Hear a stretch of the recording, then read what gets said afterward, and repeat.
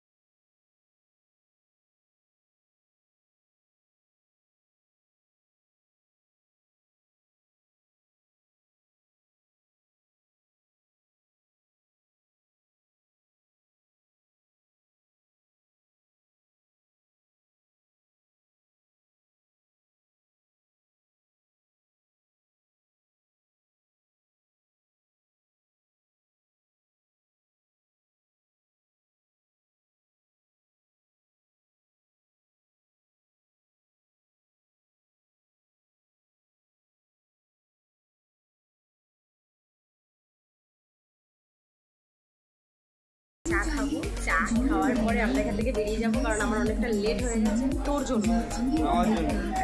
তো যাই হোক, আমরা একটু আগেই এসেছিলাম ভেবে নিয়েছি, বাট আমি অনেকটাই লেট হয়ে। ফাইনালি আমরা মেট্রোটা